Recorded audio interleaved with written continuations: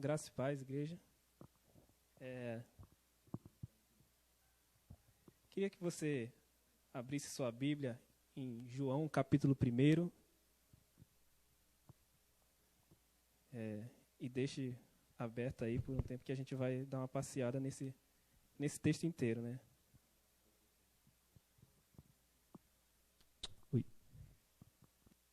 João, capítulo 1. Eu vou ler aqui na NVI, vai ser do versículo 1 até o versículo 18. Que diz assim: No princípio era aquele que é a palavra. Ele estava com Deus e era Deus. Ele estava com Deus no princípio. Todas as coisas foram feitas por intermédio dele. Sem ele, nada do que existe teria sido feito. Nele estava a vida, e esta era a luz dos homens. A luz brilha nas trevas, e as trevas não a derrotaram. Surgiu um homem enviado por Deus, chamado João. Ele veio como testemunha para testificar acerca da luz, a fim de que, por meio dele, todos os homens crescem. Ele próprio não era a luz, mas veio como testemunha da luz. Estava chegando ao mundo a verdadeira luz que ilumina todos os homens. Aquele que é a palavra estava no mundo, e o mundo foi feito por intermédio dele, mas o mundo não o reconheceu. Veio para o que era seu, mas os seus não o receberam. Contudo, aos que o receberam, aos que creram em seu nome, deu-lhes o direito de se tornarem filhos de Deus, os quais não nasceram por descendência natural, nem pela vontade da carne, nem pela vontade de algum homem, mas nasceram de Deus. Aquele que é a palavra tornou-se carne e viveu entre nós. Vimos a sua glória, glória como do unigênito, vindo do Pai, cheio de graça e de verdade. João dá testemunho dele. Ele exclama: Este é aquele de quem eu falei. Aquele que vem depois de mim é superior a mim, pois já existia antes de mim. Todos recebemos da sua plenitude graça sobre graça, pois a lei foi dada por intermédio de Moisés, a graça e a verdade vieram por intermédio de Jesus Cristo. Ninguém jamais viu a Deus, mas o Deus unigênito que está junto do Pai o tornou conhecido. Amém. Vamos orar mais uma vez. Paizinho, muito obrigado pela sua palavra, muito obrigado porque nós temos acesso a ela, muito obrigado porque nós temos a liberdade, Senhor, de vivermos o nosso cristianismo, Senhor. Muito obrigado porque mesmo nesse momento de afastamento social, nós podemos nos reunir como igreja e celebrar o Teu nome, Senhor, e aprender e sermos edificados. Que o Senhor fale através de mim, que sejam as Tuas palavras, Senhor, e que se eu não souber explicar algo, que o Senhor traduza nas mentes, Senhor, de todos que estão ouvindo. Em nome de Jesus, amém. Esse texto é até bem conhecido, né? Um texto-chave do Evangelho de João. O Evangelho de João ele foi o último dos evangelhos a ser escrito. Ele, a princípio, o que a grande maioria concorda, ele foi escrito realmente pelo apóstolo João. E ele é um evangelho um pouco diferente dos outros, porque os outros 3 evangelhos, eles narram muito a vida de Jesus, os acontecimentos da vida de Jesus. Mas o evangelho de João, ele fala mais dos discursos. E o evangelho de João, ele tem um propósito, né? Porque cada evangelho representa Jesus de uma forma. O evangelho de Mateus mostra Jesus como um rei. O evangelho de Marcos mostra Jesus como um servo. O evangelho de Lucas mostra Jesus como um homem perfeito. E o evangelho de João tem o objetivo de mostrar Jesus como Deus. E esse texto aqui, esse primeiro texto, ele fala justamente sobre isso, sobre essa questão de Jesus ser Deus e de algumas implicações que isso traz em nossas vidas também. Então, vou dar uma passeada aqui por esse texto. E a gente começa com um versículo 1 que fala: No princípio era aquele que é a palavra. E aqui, esse no princípio já é porque o Evangelho de João ele foi escrito tanto para judeus como para gentios. E esse no princípio é o mesmo que usa em Gênesis 1. No princípio criou Deus. No princípio a terra era sem forma e vazia. Né? No princípio criou Deus os céus e a terra. E é justamente esse princípio que é usado aqui em João. E aquele que é a palavra, que era uma expressão, o logos, que era usado pelos gregos, lá pela filosofia grega. Então João já desde o início já deixa claro que esse evangelho é para os dois. Mas o interessante aqui é que no princípio era aquele que é a palavra. Jesus não foi criado, a palavra, ele não foi criado, ele já estava lá desde o início. Antes do tempo ser criado, e aí eu lembro de uma música do Paulo César Baruch que se chama Senhor do Tempo, é justamente por causa disso, porque antes do tempo ser criado, Jesus já estava lá, ele é realmente dono do tempo, ele é o criador do tempo. E ele estava com Deus e era Deus. E a gente tem aquela coisa que a gente não entende da Trindade, né? Como é que tá com Deus e é Deus ao mesmo tempo, e a gente não entende, mas a gente crê mesmo assim, porque a palavra diz isso. Ele estava com Deus e ele era Deus. E o versículo 2, ele ressalta isso, né? Ele estava com Deus no princípio. E aqui, a partir do versículo 3, entra o que a gente realmente quer focar, principalmente nessa parte. Todas as coisas foram feitas por intermédio dele. Sem ele, nada do que existe teria sido feito. E isso é muito interessante, porque, poxa, Cristo é a palavra por meio do qual Deus criou tudo. Quando em Gênesis fala que Deus disse haja luz, Cristo estava presente ali. Colossenses 1, do 15 ao 20, fala que todas as coisas foram criadas por ele, que ele é o Senhor de toda a criação. Nele foram criadas todas as coisas no céu e na terra, sejam tronos, sejam potestades, sejam soberanias. Tudo foi criado por meio de Cristo. E Hebreus 1 fala que ele sustenta todas as suas coisas pela palavra do seu poder. Cristo é dono de tudo. Cristo é Deus sobre todas as coisas. Ele é criador, ele é soberano, ele tem o governo de todas as coisas, inclusive sobre a situação que a gente está. Ele está no controle de tudo. Ele não perdeu o controle da história, ele não perdeu o controle do universo, ele não perdeu o controle de tudo que está acontecendo na humanidade. Ele continua sendo Deus, ele continua sendo soberano, ele continua cuidando de tudo, ele continua conduzindo a história. E a gente precisa aprender a descansar nisso, que Deus é soberano, ele é o dono de tudo. Nada acontece sem Deus causar ou sem a permissão de Deus.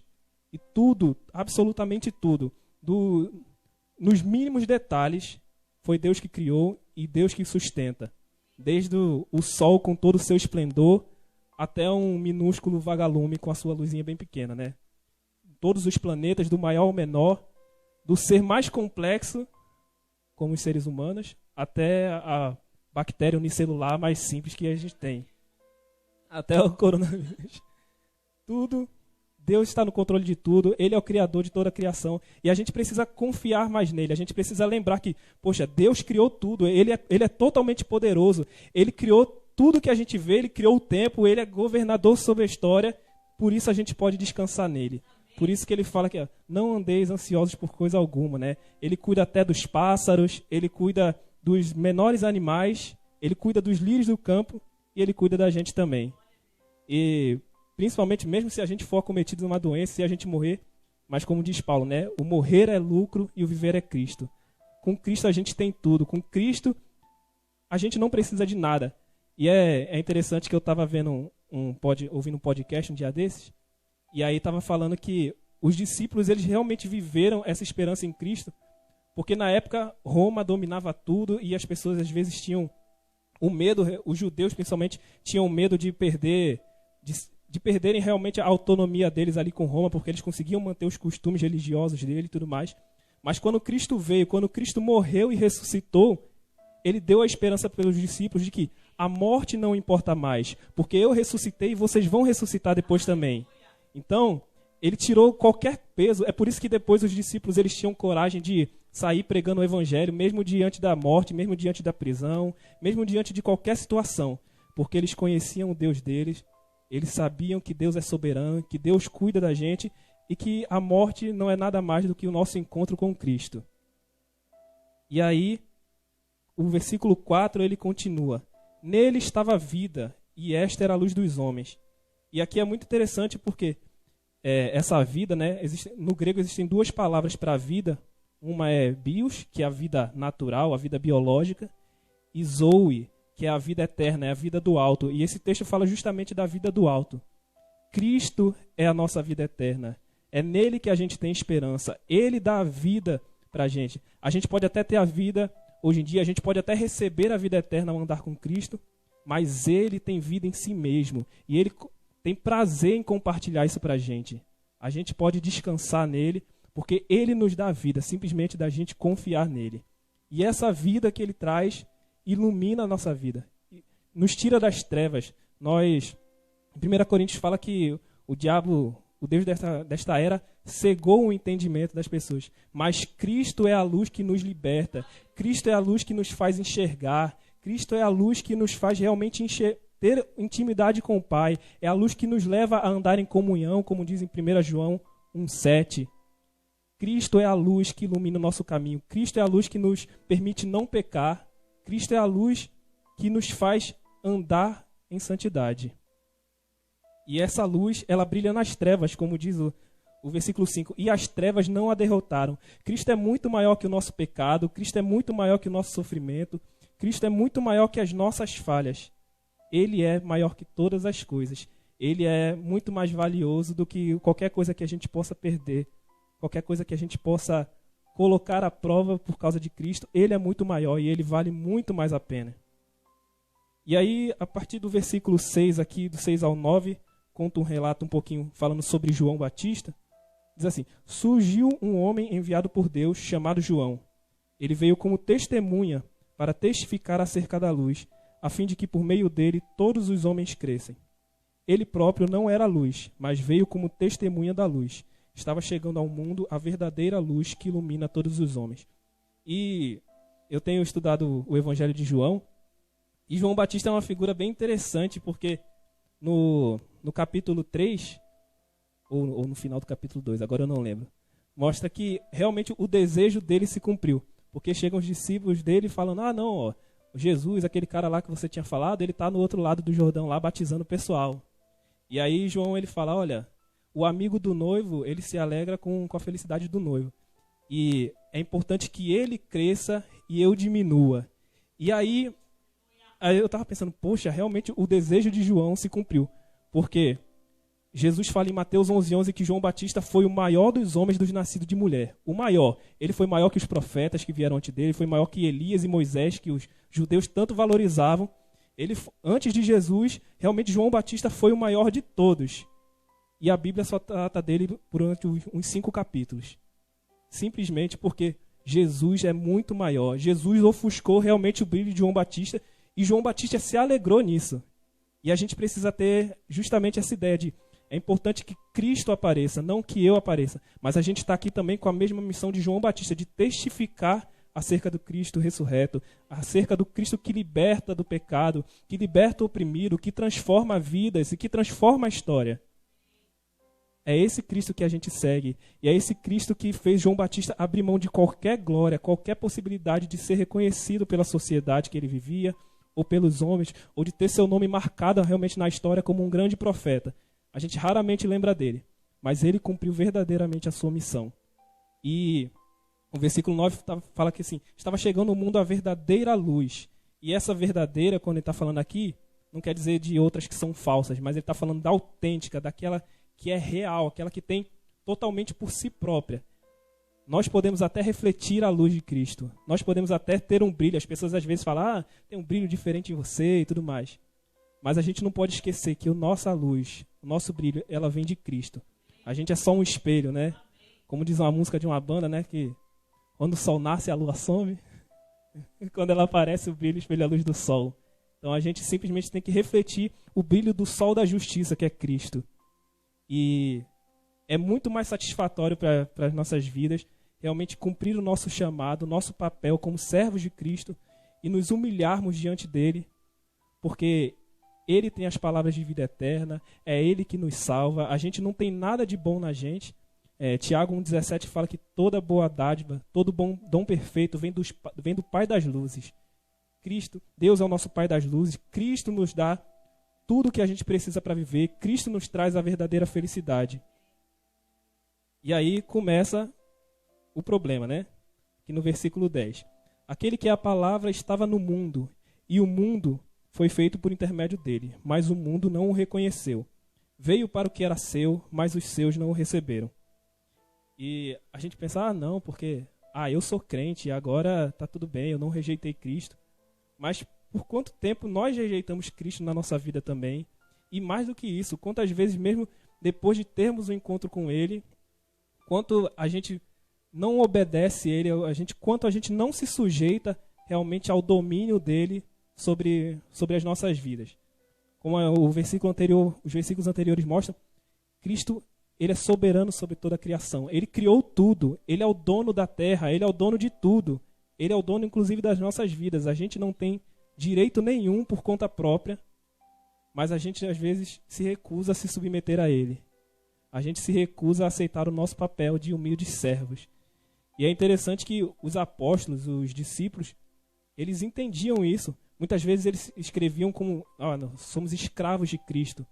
Paulo, quando está falando de, acho que agora é Epafrodito, agora eu não lembro qual foi a pessoa, ou de Onésimo, ele fala que é o meu conservo.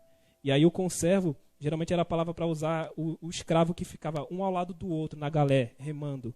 É aquelas pessoas que estavam numa situação de servidão juntas. É esse papel que nós temos em Cristo. Cristo nos chama de amigos também, em João, mais na frente. Mas nós somos servos. Ele é o dono de tudo. Ele é o nosso dono. E é interessante porque, às vezes a gente pensa, não, porque ser crente, aceitar Jesus é simplesmente dizer, não, eu creio que Jesus morreu e me salvou e tudo mais. Mas é muito mais que isso, é muito mais profundo.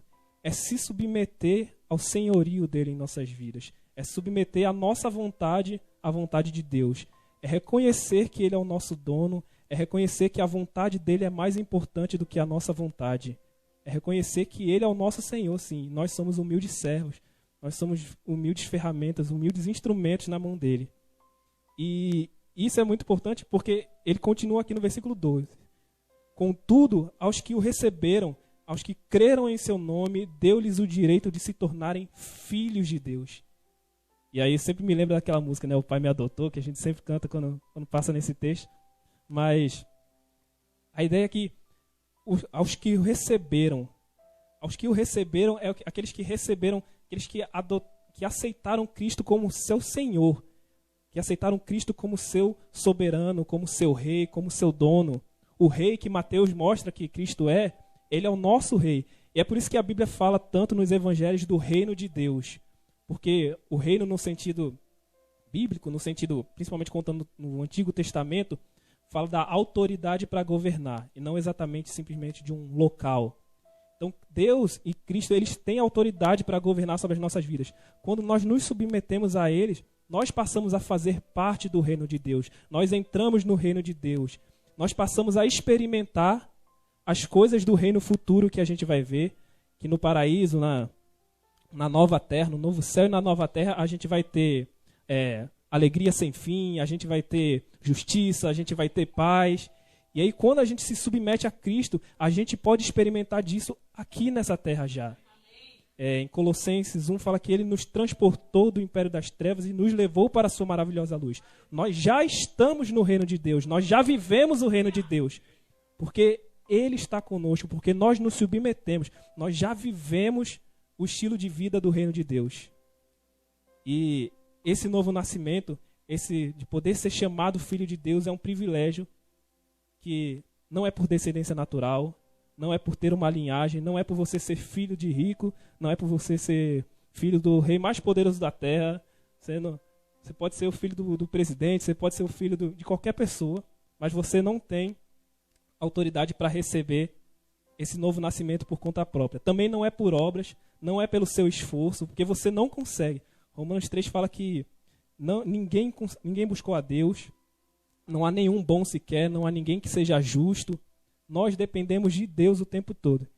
E Deus, na sua maravilhosa sabedoria, ele escolheu um jeito simplesmente para que nós possamos ser filhos dele.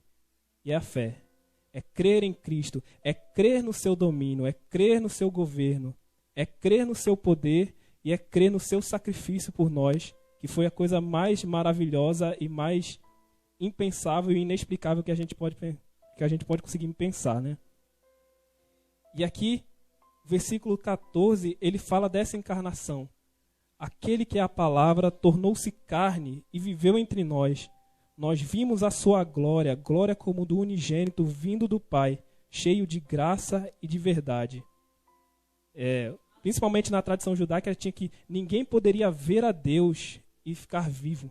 Mas nós vimos o Cristo encarnado, e ele nos revelou o Pai, como fala no versículo 18.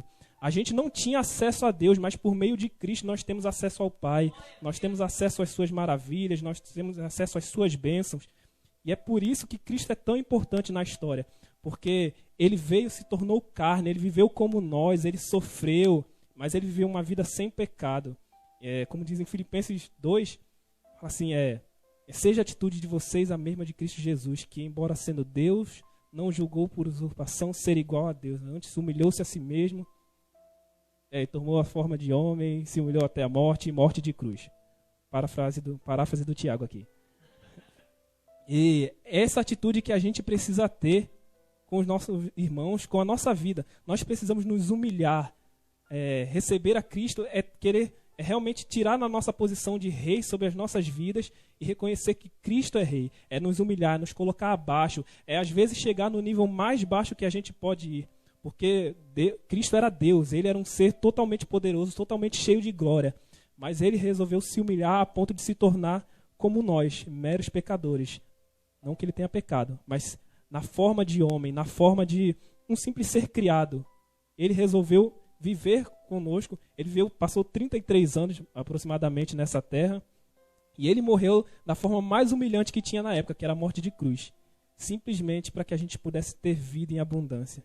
Assim como aqui em João fala, eu vim para que vocês tenham vida e vida em abundância.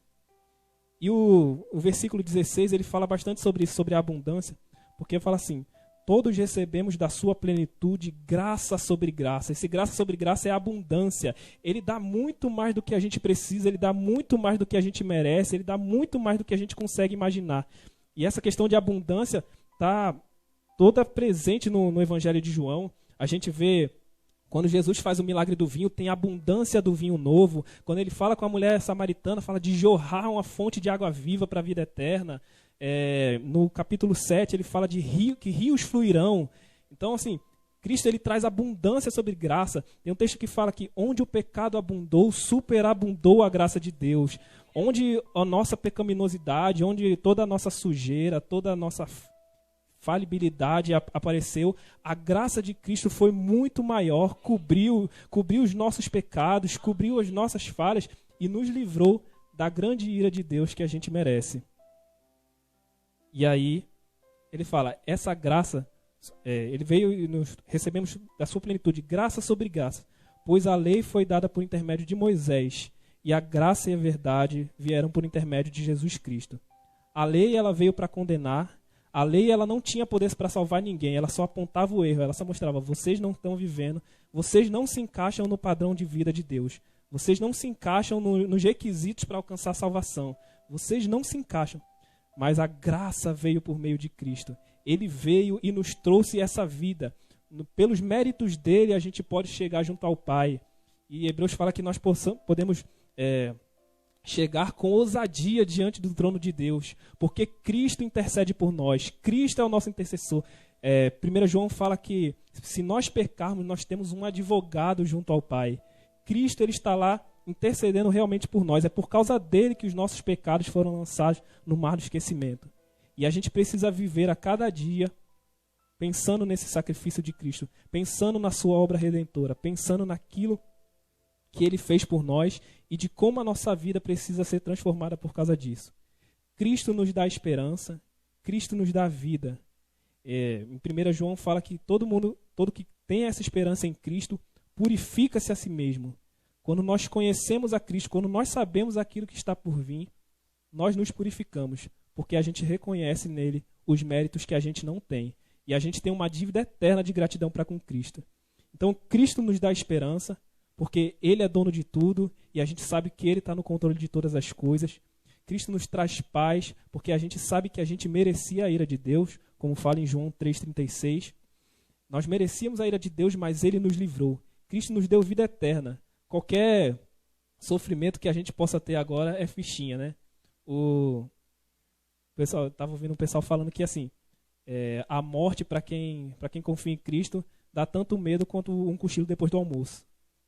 A ideia é justamente essa, porque quando a gente sabe que quando a gente morre, a gente vai encontrar com Cristo, a gente vai viver a plenitude do reino de Deus, um lugar realmente perfeito, onde Cristo vai governar e Cristo vai ser o Senhor soberano das nossas vidas.